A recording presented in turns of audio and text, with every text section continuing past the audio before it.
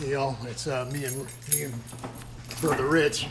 We're at the storage unit, hauling some stuff into the old storage unit here. We got us a prime little spot here.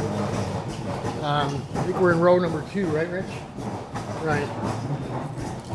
And we're right here. Nice, air conditioned in the summer, heated in the winter. Dude, it stinks in here like the sewer backed up. I know, What the yeah, but hell's there's something going on out there. They get those sinkholes, stink holes going on, but here we are.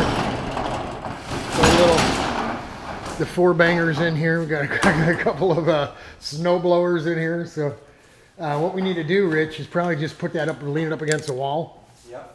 And we'll put the rack right over top of the Briggsy.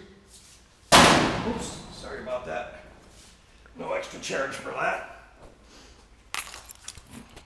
So we're moving some stuff out of his garage, out of my garage to the storage unit today. We'll bring you back and show you all the stuff all packed up. But we're putting a supercard in here too, because we're not going to do anything with it for a while. So bring you some more in a bit.